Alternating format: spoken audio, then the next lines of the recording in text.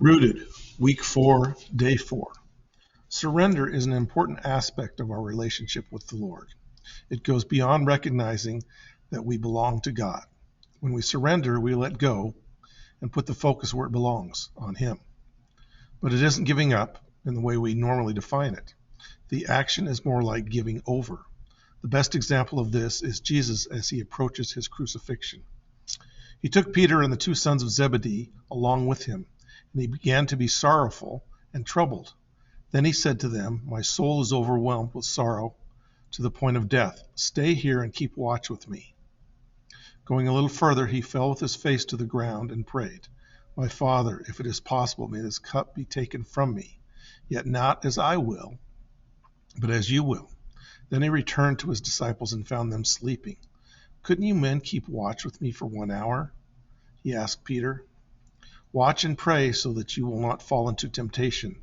The spirit is willing, but the flesh is weak." He went away a second time and prayed, "My Father, if it is not possible for this cup to be taken away, unless I drink it, may your will be done." When he came back, he again found them sleeping, because their eyes were heavy.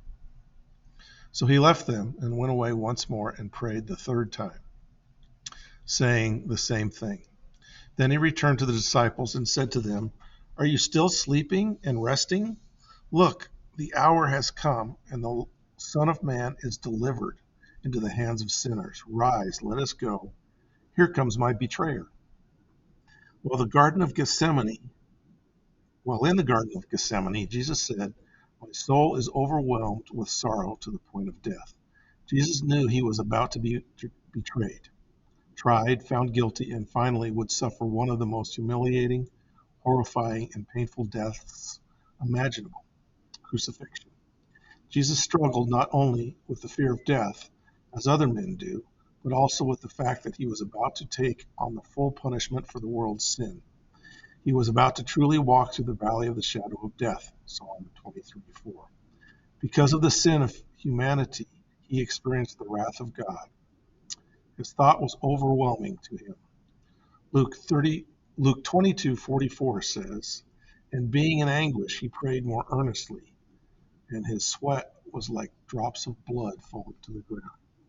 Jesus was honest with God. He brought his cares to his heavenly Father. 3 times he asked for a way out. "If it is possible, let this cup be taken from me." But it is at this point we see total surrender. "Yet not as I will, but as you will."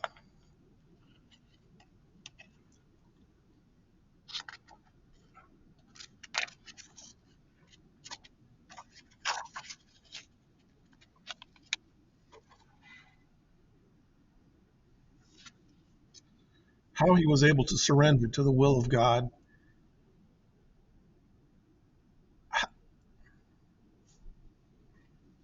How was he able to surrender to the will of God? He had confidence in a loving Heavenly Father. He knew his Father loved him, and therefore Jesus trusted that what the Father was for him comes from a place of perfect love. How was he able to surrender to the will of God? He had confidence in a loving Heavenly Father. He knew his Father loved him, and therefore Jesus trusted that what the Father has for him comes from a place of perfect love. Surrender isn't easy. Christmas, Surrender isn't easy. Oftentimes, it isn't until we reach those moments when our soul is crushed.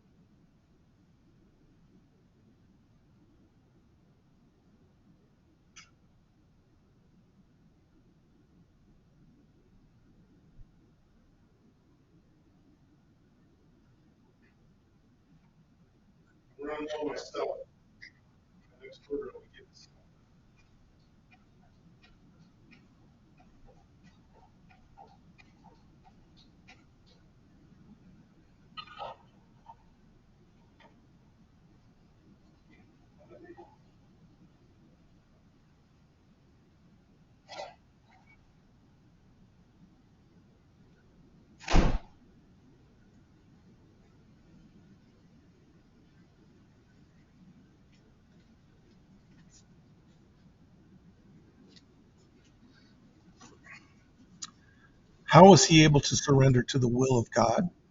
He had confidence in a loving heavenly Father. He knew his Father loved him, and therefore Jesus trusted that while the Father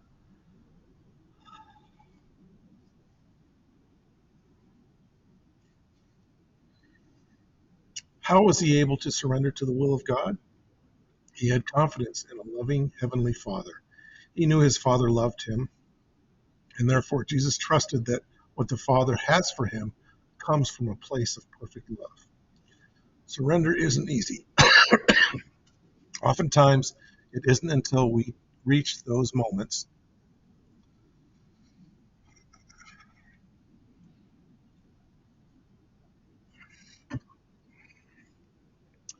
How was he able to surrender to the will of God? He had confidence in a loving heavenly Father.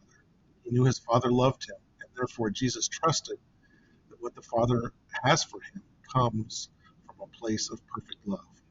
Surrender isn't easy. Oftentimes, it isn't until we reach those moments when our soul is crushed and we are in agony of spirit that we finally surrender. Hebrews 12:2 says, we can do this by fixing our eyes on Jesus, the pioneer and perfecter of faith. For the joy set before him, he endured the cross, scorning its shame, and sat down at the right hand of the throne of God. Have you ever been in this place? Have you been so desperately in need that you had nowhere to go but to God? Sometimes God brings us to a place where we cry out to him. I'm exhausted and I can't carry this anymore. I just can't try to fix this any longer. Here, God, take it. Please carry it for me. Peter, one of Jesus' closest friends, the man who led the early church, and no stranger to pressure, pain, and suffering, wrote these words: Humble yourselves, therefore, under God's mighty hand, that he may lift you up in due time. Cast all your anxiety on him, because he cares for you. 1 Peter 5:6-7. Peter locked onto the fact that the key to making it through hard times is surrender. He teaches us to do this by humbling ourselves. Two things to note about this admonition. God will lift us up, but he will do it in his timing. Our speed and God's speed are almost always different. We want things to get resolved immediately, but God is patient. God is working alongside us in every situation at just the right pace. Part of trusting God is not only believing he will lift us up, but that he will lift us up in the right time. Second, we can cast all our cares onto God. We don't need to worry about filtering our cares before we bring them to him. There is no care we have that is beneath bringing to him. There is also no care that is too big for him. Here we are here we are invited to bring everything we have. If you care about it, God cares about it. Why? Because he cares for you. Give him your burden, surrender.